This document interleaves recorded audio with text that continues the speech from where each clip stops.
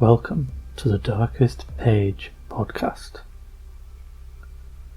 Tonight's story is The Signalman by Charles Dickens. So sit back, relax, and enjoy.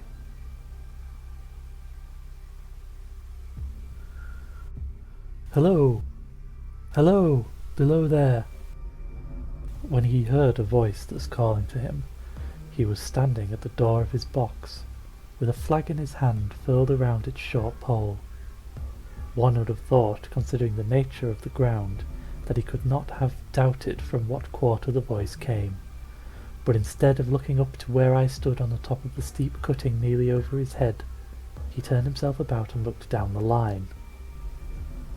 There was something remarkable in his manner of doing so, though I could not have said for my life what, but I know it was remarkable enough to attract my notice, even though his figure was foreshortened and shadowed, down in the deep trench, and mine was high above him, so steeped in the glow of an angry sunset that I had shaded my eyes with my hand before I saw him at all. "Hello, below!" From looking down the line he turned himself about again, and raising his eyes, saw my figure high above him. "Is there any path by which I can come down and speak to you?" He looked up at me without replying, and I looked down at him without pressing him too soon with a repetition of my idle question. Just then there came a vague vibration in the earth and air, quickly changing into a violent pulsation, and an oncoming rush that caused me to start back as though it had force to draw me down, when such a vapour as rose to my height from this rapid train had passed me and was skimming away over the landscape. I looked down again and saw him refurling the flag he had shown while the train went by.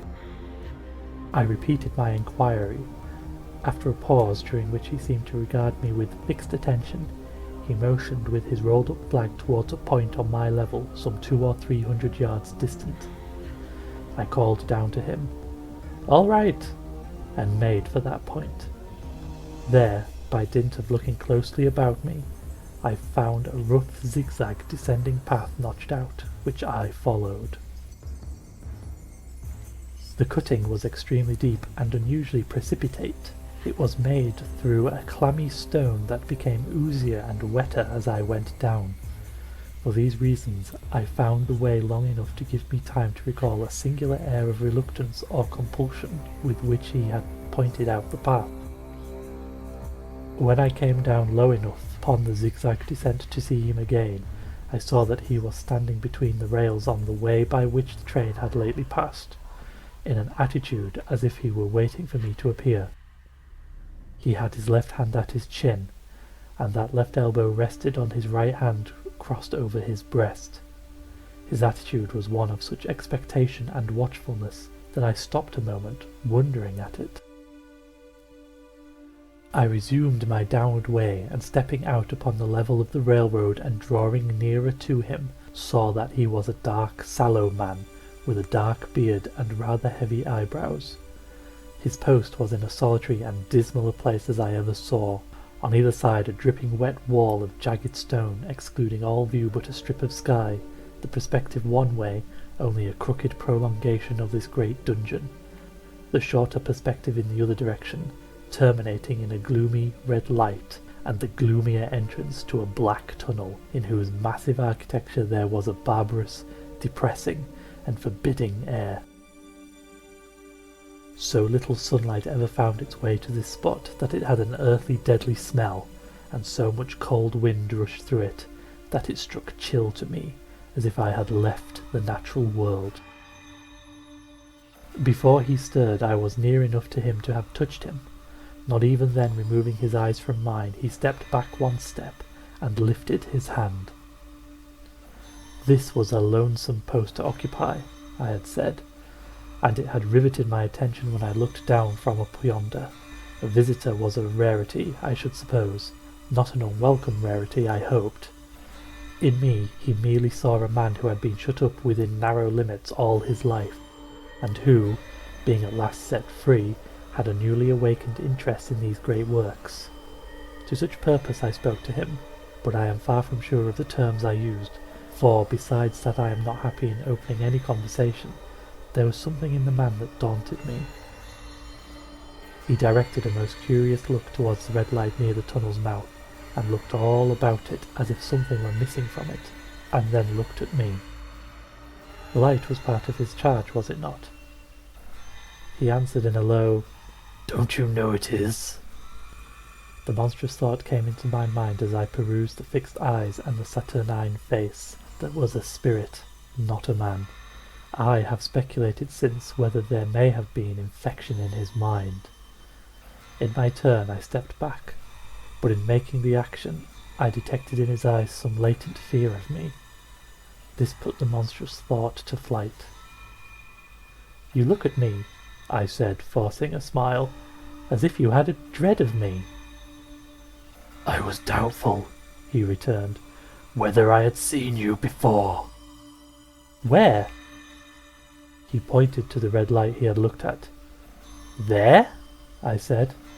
Intently watchful of me, he replied, but without sound, "Yes." "My good fellow, what should I do there? However, be that as it may, I never was there. You may swear." "I think I may," he rejoined. "Yes, I'm sure I may." His manner cleared, like my own. He replied to my remarks with readiness and in well-chosen words. Had he much to do there? Yes. That was to say, he had enough responsibility to bear, but exactness and watchfulness were what was required of him, and of actual work, manual labour, he had next to none. To change that signal, to trim those lights, and to turn this iron handle now and then, was all he had to do under that head. Regarding those many long and lonely hours of which I seemed to make so much, he could only say that the routine of his life had shaped itself into that form, and he had grown used to it. He had taught himself a language down here, if only to know it by sight, and to have formed his own crude ideas of its pronunciation, could be called learning it. He had also worked at fractions and decimals and tried a little algebra, but he had been as a boy, a poor hand at figures. Was it necessary for him when on duty always to remain in that channel of damp air, and could he never rise into the sunshine from between these high stone walls? Why, that depended upon times and circumstances.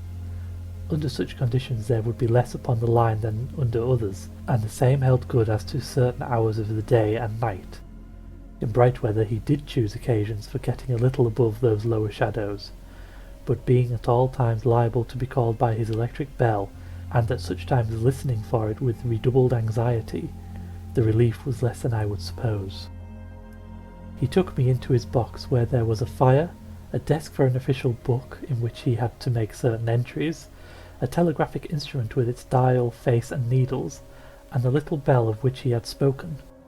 On my trusting that he would excuse the remark that he had been well educated, and I hoped I might say without offence, perhaps educated above that station, he observed that instances of slight incongruity in such wise would rarely be found wanting among large bodies of men, that he had heard it was so in workhouses, in the police force, even in that last desperate resource, the army, and that he knew it was so more or less in any great railway staff.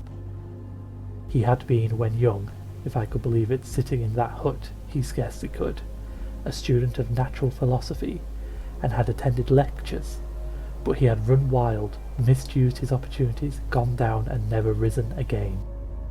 He had no complaint to offer about that. He had made his bed and he lay upon it. It was far too late to make another. All I have here condensed, he said in a quiet manner, with his grave dark regards divided between me and the fire. He threw in the word "sir" from time to time, and especially when he referred to his youth, as though to request me to understand that he claimed to be nothing but what I found him. He was several times interrupted by the little bell and had to read off messages and send replies.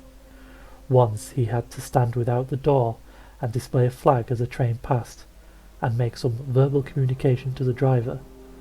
In the discharge of his duties I observed him to be remarkably exact and vigilant, breaking off his discourse at a syllable and remaining silent until what he had to do was done. In a word, I should have set this man down as one of the safest of men to be employed in that capacity, but for the circumstance that while he was speaking to me he twice broke off with a fallen colour, turned his face towards the little bell when it did not ring, opened the door of the hut, which was kept shut to exclude the unhealthy damp, and looked out towards the red light near the mouth of the tunnel. On both of those occasions he came back to the fire with the inexplicable air upon him which I had remarked without being able to define when we were so far asunder. Said I when I rose to leave him, "You almost make me think that I have met with a contented man." I am afraid I must acknowledge that I said it to lead him on. "I believe I used to be so," he rejoined in the low voice in which he had first spoken. "But I am troubled, sir, I am troubled." He would have recalled the words if he could. He had said them, however, and I took them up quickly. "With what? What is your trouble?" "It is very difficult to impart, sir. It is very, very difficult to speak of. If ever you make me another visit, I will try to tell you." "But I expressly intend to make you another visit. Say, when shall it be?" "I go off early in the morning, and I shall be on again at 10 tomorrow night, sir." "I will come at 11. He thanked me, and went out at the door with me. "I'll show you my white light, sir," he said in his peculiar low voice, "till you have found the way up. When you have found it, don't call out, and when you are at the top, don't call out." His manner seemed to make the place strike colder to me, but I said no more than, "Very well." "And when you come down tomorrow night, don't call out. Let me ask you a parting question. What made you cry 'Hello, below there' tonight?" "Heavens knows," said I. "I cried something to that effect." "Not to that effect, sir. Those were your very words. I know them well." "Admit those were the very words. I said them, no doubt, because I saw you below." "For no other reason?" "What other reason could I possibly have?" "You had no feeling that they were conveyed to you in any supernatural way?" "No." He wished me good night and held up his light. I walked by the side of the down line of rails with a very disagreeable sensation of a train coming behind me, until I found the path. It was easier to mount than to descend, and I got back to my inn without any adventure. Punctual to my appointment, I placed my foot on the first notch of the zigzag next night, as the distant clocks were striking 11. He was waiting for me at the bottom, with his white light on. "I have not called out," I said when we came close together. "May I speak now?" "By all means, sir." "Good night, then, and here's my hand." "Good night, sir, and here's mine." With that we walked side by side to his box, entered it, closed the door, and sat down by the fire. "I have made up my mind, sir," he began, bending forward as soon as we were seated, and speaking in a tone but a little above a whisper, "that you shall not have to ask me twice what troubles me. I took you for someone else yesterday evening. That troubles me." "The mistake?" "No, that someone else." "Who is it?" "I don't know." "Like me?" "I don't know. I never saw the face. The left arm is across the face and the right arm is waved, violently waved, this way." I followed his action with my eyes, and it was the action of an arm gesticulating with the utmost passion and vehemence. "For God's sake, clear the way!" "One moonlight night," said the man, "I was standing here when I heard a voice, 'Hello, below there.'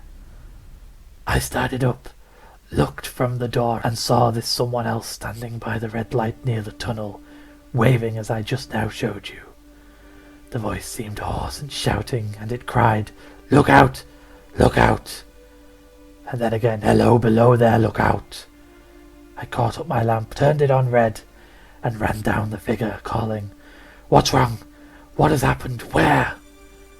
It stood just outside the blackness of the tunnel. I advanced so close upon it that I wondered at its keeping the sleeve across its eyes. I ran right up at it, and had my hand stretched out to pull the sleeve away when it was gone." "Into the tunnel?" said I. "No, I ran on into the tunnel 500 yards. I stopped and held my lamp above my head and saw the figures of the measured distance, and saw the wet stains stealing down the walls and trickling through the arch. I ran out again faster than I'd run in, for I had a mortal abhorrence of the place upon me. And I looked all round the red light with my own red light, and I went up the iron ladder to the gallery atop of it, and came down again and ran back here. I telegraphed both ways. An alarm has been given. Is anything wrong? The answer came back both ways. All well. Resisting the slow touch of a frozen finger tracing out my spine, I showed him how that this figure must be a deception of his senses of sight, and how that figures, originating in disease of the delicate nerves that minister to the functions of the eye, were known to have often troubled patients, some of whom had become conscious of the nature of their affliction, and had even proved it by experiments upon themselves. As to an imaginary cry, said I, do but listen for a moment to the wind in this unnatural valley while we speak so low, and to the wild harp it makes of the telegraph wires.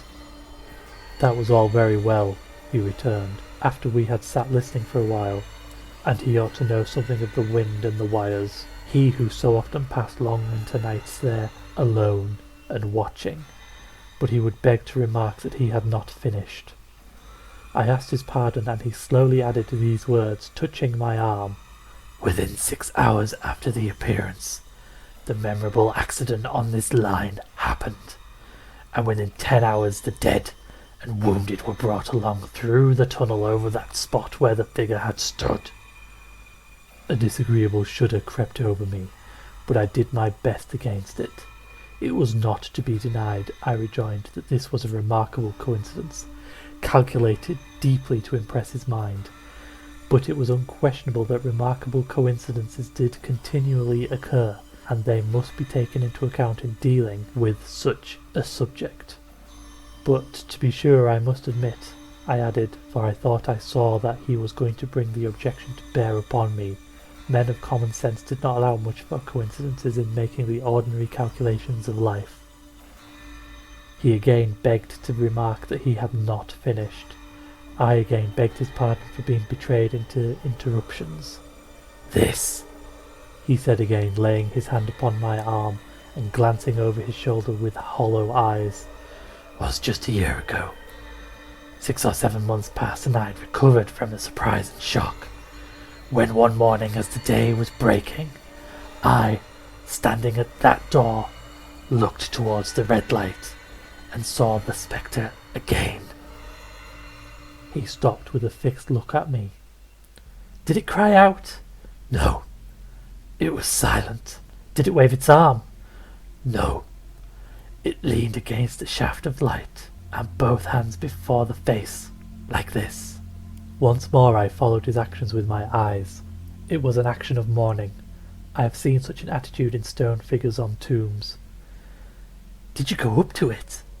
I came in and sat down, partly to collect my thoughts, partly because it had turned me faint. When I went to the door again, daylight was above me and the ghost was gone. But nothing followed. Nothing came of this? He touched me on the arm with his forefinger twice or thrice, giving a ghastly nod each time. That very day, as a train came out of the tunnel, I noticed at a carriage window on my side what looked like a confusion of hands and heads, and something waved. I saw it, just in time to signal the driver, "Stop!" He shut off and put his brake on, but the train drifted past here 150 yards or more. I ran after it, and as I went along, heard terrible screams and cries. A beautiful young lady had died instantaneously in one of the compartments, and was brought in here and laid down on this floor between us. Involuntarily, I pushed my chair back as I looked from the boards at which he pointed to himself. True, sir, true. Precisely as it happened, so I tell it you. I could think of nothing to say to any purpose, and my mouth was very dry. The wind and the wires took up the story with a long lamenting wail. He resumed. Now, sir, mark this, and judge how my mind is troubled. The spectre came back a week ago. Ever since it has been there now and again by fits and starts. At the light? At the danger light. What does it seem to do? He repeated, if possible with increased passion and vehemence, that former gesticulation of, "For God's sake, clear the way." Then he went on, "I have no peace or rest for it. It calls to me for many minutes together in an agonized manner. 'Below there, look out, look out!' It stands waving to me. It rings my little bell." I caught at that. "Did it ring your bell yesterday evening when I was here, and you went to the door?" "Twice." "Why, see," said I, "how your imagination misleads you. Your eyes were on the bell, and my ears were open to the bell, and if I am a living man, it did not ring at those times, nor at any other time, except when it was rung in the natural course of physical things by the station communicating with you." He shook his head. "I have never made a mistake as to that yet, sir. I have never confused the spectre's ring with the man's. The ghost ring is a strange vibration in the bell that it derives from nothing else, and I have not asserted that the bell stirs to the eye. I don't wonder that you failed to hear it, but I heard it." "And did the spectre seem to be there when you looked out?" "It was there." "Both times?" He repeated firmly, "Both times." "Will you come to the door with me and look for it now?" He bit his underlip as though he were somewhat unwilling, but arose. I opened the door and stood on the step while he stood in the doorway. There was the danger light. There was the dismal mouth of the tunnel. There were the high wet stone walls of the cutting. There were the stars above them. "Do you see it?" I asked him, taking particular note of his face. His eyes were prominent and strained, but not very much more so, perhaps, than my own had been when I had directed them earnestly towards the same spot. "No," he answered, "it is not there." "Agreed," said I.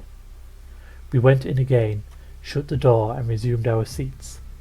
I was thinking how best to improve this advantage, if it might be called one, when he took up the conversation in such a matter-of-course way, so assuming that there could be no serious question of fact between us, that I felt myself placed in the weakest of positions. "By this time you will fully understand, sir," he said, "that what troubles me so dreadfully is the question, what does the spectre mean?" I was not sure, I told him, that I did fully understand. "What is its warning against?" he said, ruminating, with his eyes on the fire, and only by times turning them on me. "What is the danger? Where is the danger? There is danger overhanging somewhere on the line. Some dreadful calamity will happen, but it is not to be doubted this third time after what has gone before. But surely this is a cruel haunting of me. What can I do?" He pulled out his handkerchief and wiped the drops from his heated forehead. "If I telegraph danger on either side of me, or on both, I can give no reason for it," he went on, wiping the palms of his hands. "I should get into trouble and do no good. They would think I was mad. This is the way it would work. Message: danger, take care. Answer: what danger, where? Message: don't know, but for God's sake, take care. They would displace me. What else could they do?" His pain of mind was most palatable to see. It was the mental torture of a conscientious man, oppressed beyond endurance by an unintelligible responsibility involving life. "When it first stood under the danger light," he went on, putting his dark hair back from his head and drawing his hands outward across his temples in an extremity of feverish distress. "Why not tell me where that accident was to happen, if it must happen? Why not tell me how it could be averted, if it could have been averted? When on its second coming it hit its face, why not tell me instead, she is going to die?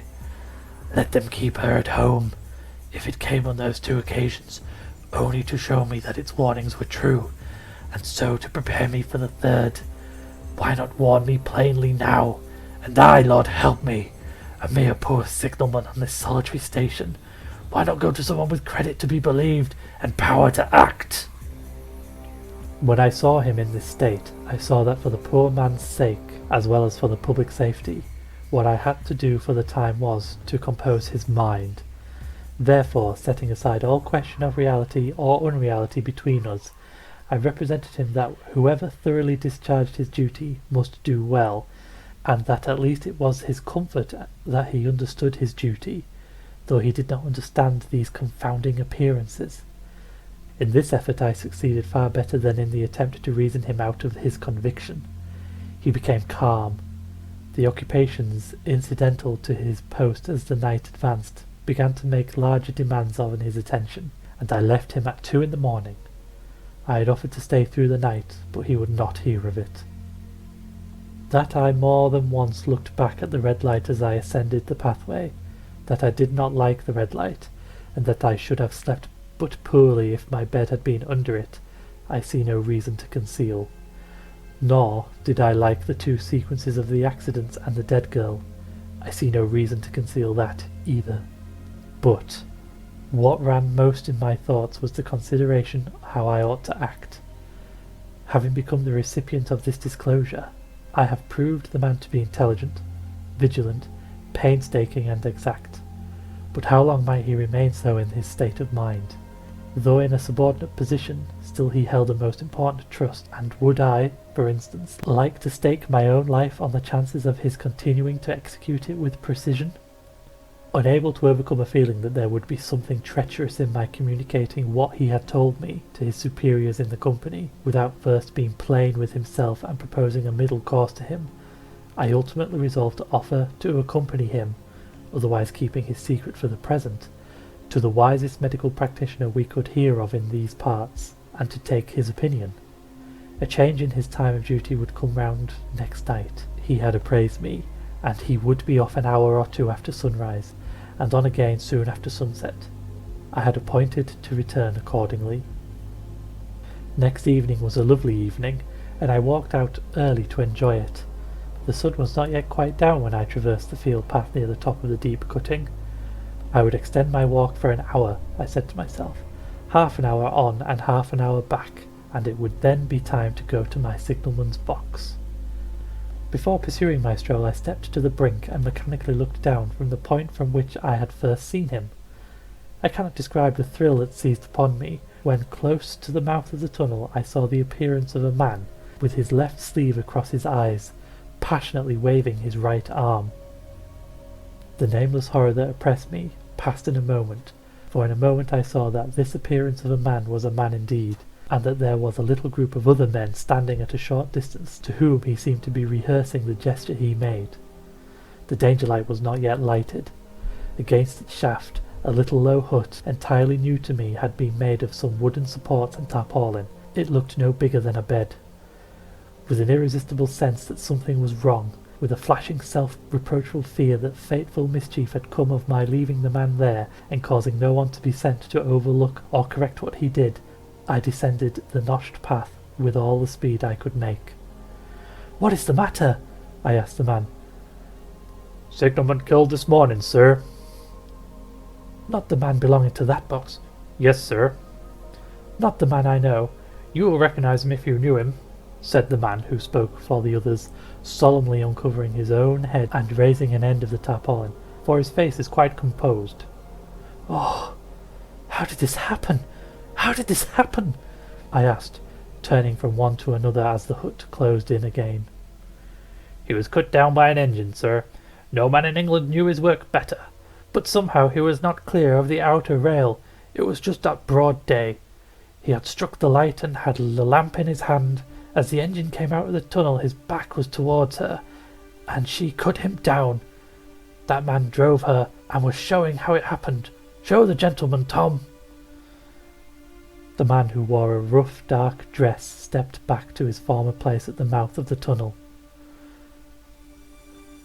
"Coming round the curve in the tunnel," he said, "I saw him at the end, like as if I saw him down a perspective glass.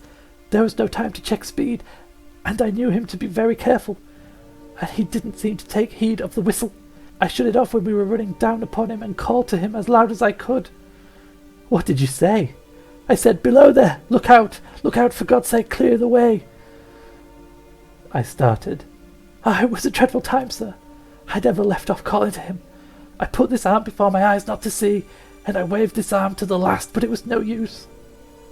Without prolonging the narrative to dwell on any of its curious circumstances more than any other, I may, in closing it, point out the coincidence that the warning of the engine driver included not only the words which the unfortunate signalman had repeated to me as haunting him, but also the words which I myself, not he, had attached, and that only in my own mind, to the gesticulation he had imitated.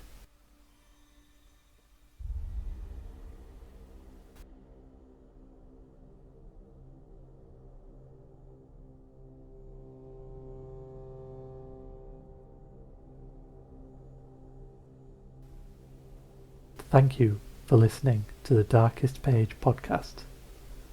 I have been your host, and I wish you pleasant dreams.